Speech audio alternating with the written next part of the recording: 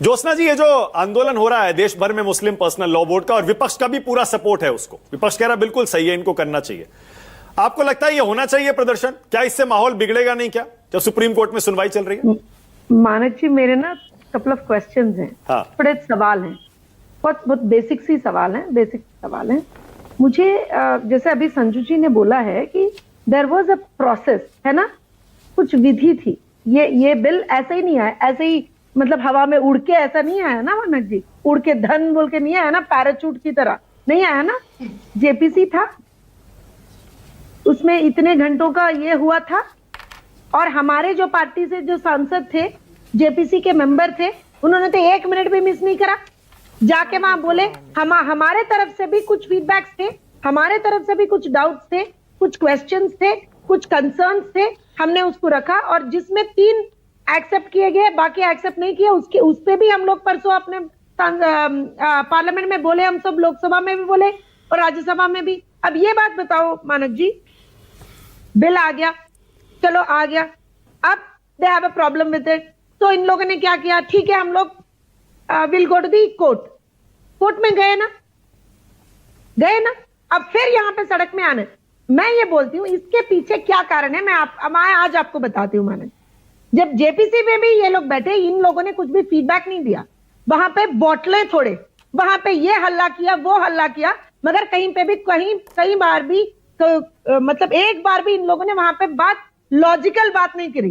संजू जी को पता है, Sanju ji I think she must have followed that also. I think Congress की प्रवक्ता ने, मैं भी उनसे एक सवाल पूछना चाह रही थी कि आप इतना सीरियस हो वक्त पे, बहुत सीरियस है कांग्रेस वक्त पे, बहुत सीरियस है ना मानक जी। प्रियंका जी कहां थी जब वक्त पे बिलिंग हो रहा था, वो वोटिंग हो रही थी, कहां थी? अब ये लोग उसका जवाब क्या देंगे? पता है, मोदी जी भी नहीं थे।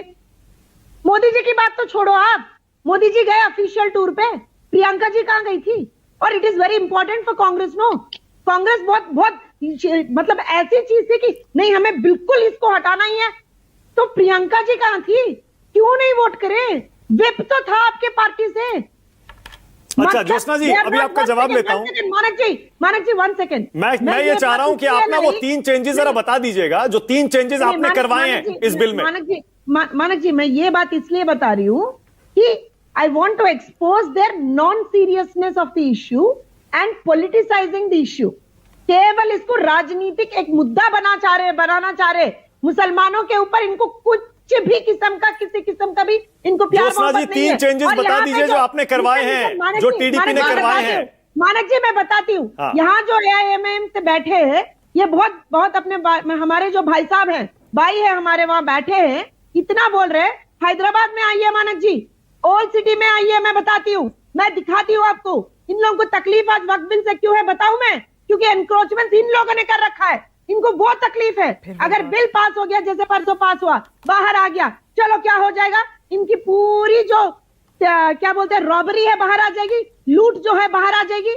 ये तकलीफ है उन लोगों को। थोड़ा खुल के बताइए ना, किसने कब्जा किया हुआ है ज्योत्सना जी? उनके जो चीफ है असदुद्दीन जी के नाम पे है। क्यों ये भाई ये कर रहे हैं? मैं ये नाम अपने इससे नहीं करना चाह रही थी, मगर हमारे जो भाई साहब है वारिस जी वहां बैठे हैं। वारिस पठान, आपको जाना भी है, जवाब देके जाइएगा।